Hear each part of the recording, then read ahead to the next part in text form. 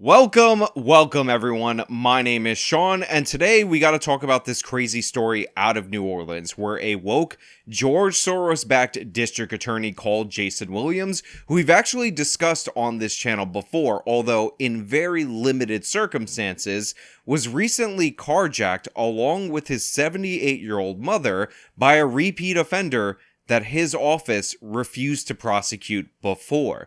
This story is absolutely crazy. It was an armed carjacking, so there was a chance that the district attorney for Orleans Parish and his mother could have been killed, and in this crime spree, they actually ended up carjacking another woman 30 minutes later. I always talk about how you need to feel the consequences of these policies, and it looks like it's possible that DA Jason Williams might be reconsidering after these people put a gun in his mother's face in order to steal a vehicle from him.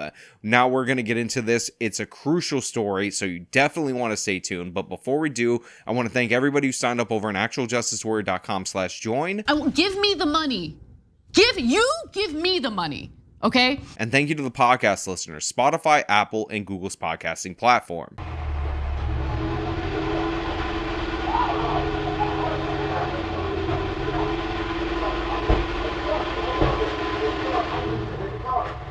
Get out the car, Mama. Let me get my mom out the car. Come this way. So what you're seeing right here is surveillance video from a nearby building that actually captured the audio of this particular incident, and you see at the end of the video, District Attorney Williams and his mother on camera walking through frame. He's in the bright orange shirt. She is the other person in that video. But as you could hear, it's an absolutely horrifying situation. The mother was screaming in the open. I don't know if it was fully picked up over the engine for you guys. And you hear the district attorney in a very human moment just saying, "Let me get my mama out the car. Let me get her out the car." And this is because armed carjackers approached the vehicle, pointed guns at these people, and forced them out of their vehicle. We can set aside for a second the great policy disagreements I have with somebody like Jason Williams and just be glad that he and his mother are okay, and hope that they take an incident like this and make sure that these stop happening so common in the city of New Orleans, because crime is absolutely out of control. My mom was babysitting for us. We had an event, and I was walking her, getting her in the car to drive her home.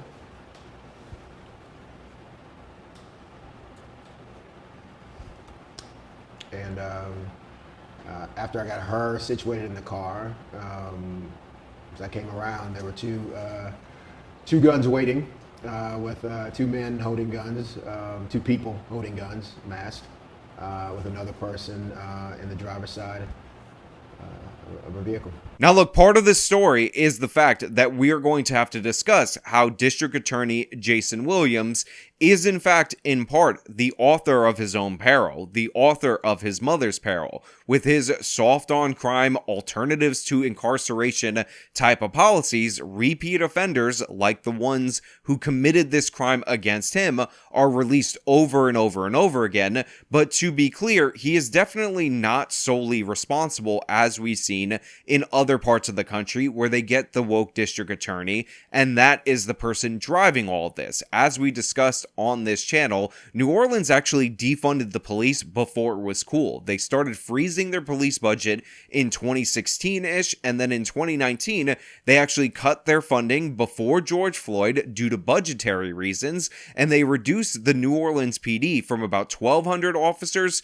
to around 900-ish, and every single independent analysis states that they need at least 1,100 in order to maintain law and order. And what this means is that even if this guy, as a district attorney, was doing the absolute best job that he could do, which he definitely isn't, his policies are a complete and utter failure. He is doing what these Soros DAs always tend to do. He, on his own, is not capable of solving the problems in the city of New Orleans. They got a messed up mayor. They got a whole bunch of other issues, so he's just a cog in the leftist machine that is driving that once great American city, once the most important city in the entire country, by the way, as we talked about on this channel, into complete and utter ruin. Don't necessarily think about yourself when you got your family with guns drawn on them as well, and so seeing the fear in my mother's face, seeing the terror in her eyes when she looks at the gun and looks back at me, and looks at the gun and looks back at me, fearing the worst for me and fearing the worst for herself. I mean, she's really messed up. I'm sorry about that. It's scary stuff, and I definitely feel for the guy. And you guys are going to call me soft, you're going to say he deserves it and all of that, but the thing is, maybe an experience like this changes him. Remember, Anna Kasparian, very woke, very left-wing on criminal justice policy. Then she saw the impact of it on her city and then experienced some of that impact firsthand, and she has become a pretty good fighter for at least reforming the criminal justice reforms that she's instituted. I don't need this guy to come all the way towards my positions, but if Democrats became more like 1990s Joe Biden, our country would be all the better for it. And what are the instincts that kick in when your 78-year-old mom is now at risk? So they just kept telling me to give up the car, get out of the car, give up the car. And, Linda Fricky was on my brain because my mom doesn't move very quickly now. And I said I can't until I get my mom out of the car. And they kept repeating, give up the car. I said, okay. Put my hands up, 2 guns. I didn't fight anybody. But I said I can't until I get my mom out of the car. And I told her to get out of the car, and she was doing her best to get out of the car. And as soon as I was able to get her away from the car, we backed away. And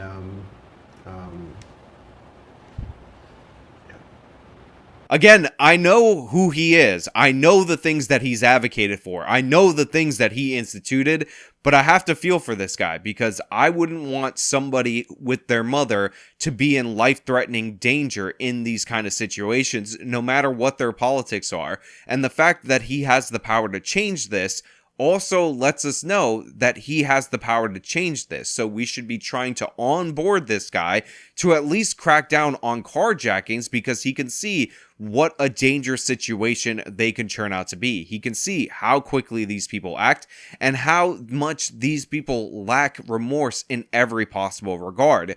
When you hear the statement from the first person arrested from this, it's going to be shocking. It should shock the conscience of this DA who thinks that all criminals are Aladdin. He should already be off of that after a gun was pointed at his mother, and hopefully this ends up leading to change. And by the way, the fact that he was carjacked as somebody living in the city of New Orleans actually could get him to not only change, but to inspire support for him making the changes, because even though people voted for him, chances are they don't want to live in a city where carjackings are just absolutely crazy, where police response times are 2 hours, where you can go on a spree like these criminals did and carjack another woman aged 25 at gunpoint just 30 minutes later. Now we have to get into the suspect, and there's a very important reason why we have to get into the suspect. According to NOPD records, 18-year-old Raymond Rashawn is just one of at least 3 suspects accused of carjacking Orleans District Attorney Jason Williams and his mother Monday night. This is District Attorney Jason Williams, and I was just carjacked at the corner of Race and Magazine Street. So Raymond Rashawn is accused of being one of the people who walked up with a firearm to Williams and his mother and ordered them out of the vehicle in that specific scenario. And he was arrested on a couple of charges that are kind of dancing around the carjacking issue, but he's expected to be charged with the carjacking a little bit later. Now, of course, he got a bond set for him by this district attorney. Well, actually not by this district attorney. We'll get into that a little bit later. Of $120,000. If only they were holding other people who were committing these carjackings over and over and over again for a bond like that, then maybe this wouldn't have happened in the first place. Now, the chances are Raymond Rashawn not going to end up well for him, because District Attorney Williams, who is somebody who doesn't prosecute anybody, has to recuse himself from this case. The Attorney General actually will have to appoint somebody to take this case up, and they're looking to probably set an example for him and all of his co-conspirators. Now, by the way, when Rashawn was arrested by the police, as they were reading him his Miranda rights, he actually, according to this report, interrupted the reading of his Miranda rights in order to say this to the police officer who arrested him. Quote, "I know why y'all here. Y'all's people had been got." Now, of course, "y'all people had been got" is a reference to D.A. Williams. So he was aware at this point in time, which I believe was 9 hours later. It's not exactly sure. The car that they stole second, the police put under surveillance and they waited for them to approach the car. And it was 9 hours after they had located the vehicle that was stolen after D.A. Williams' vehicle. So he had already heard the news that he was one of the people that carjacked D.A. Williams, so he essentially signed, sealed, and delivered his own conviction. However, whenever somebody is arrested at age 18 and they went on a carjacking spree, I think to myself, and you should think to yourself as well, especially when you have a district attorney who's focused on alternatives to incarceration, have they done this before? Is this a pattern of behavior? And I don't even know why I'm asking the questions in an open-ended way when it's completely rhetorical. Of course he did this before. In fact, he had open warrants for related charges, but nobody in the district attorney's office had decided to prioritize this and send anybody out to go arrest this guy. Now, Rashawn is facing a list of charges for Monday night's crime, including unauthorized access to a motor vehicle, illegal possession of stolen things, and illegally carrying a firearm because he had a 9mm Glock handgun in his front waistband at the time that he was arrested, and he reportedly placed the gun on the ground and surrendered to the police.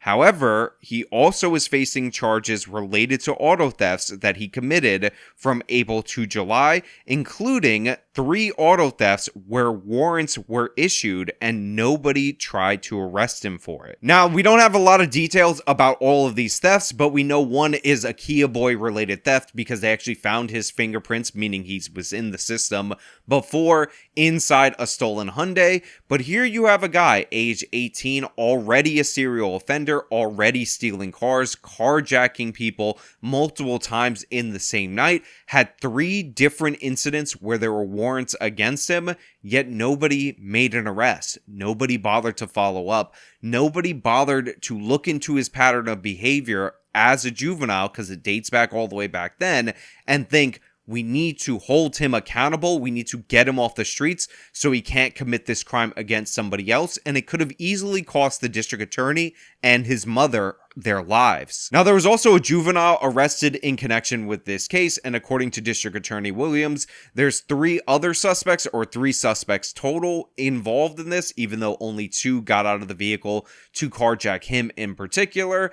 And this is really just the state of things in the city of New Orleans. And by the way, I would give you the long list of criminal charges that were filed against the juvenile if that were released public. However, right now they're obscuring the name of that juvenile because that is a policy that many district attorneys' offices have and a lot of news outlets have. I'm waiting for the New York Post or the Daily Mail to just publish his name and all of his information anyway because they're tabloids, but they're also good for this kind of specific thing.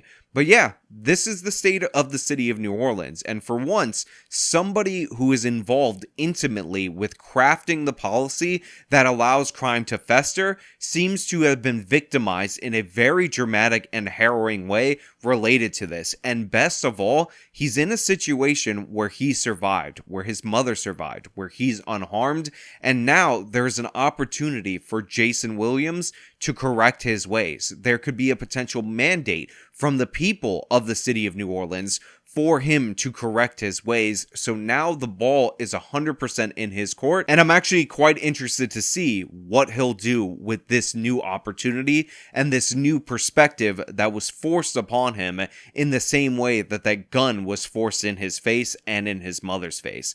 But hey, those are just my thoughts. I want to know your thoughts on this case down in the comments below. Do you think D.A. Williams will actually have any change of heart related to this case? Sometimes when it hits close to home, it really hits close to home, so there might be some hope. But I want to know, maybe you think it's hopeless and these people, they can't be helped no matter what. As usual, if you like this video, show them by leaving a like, subscribe for more content, follow me on my social media, support me via the support links in the description of this video. This has been me talking about a woke Soros DA being carjacked by a repeat offender. Till next time.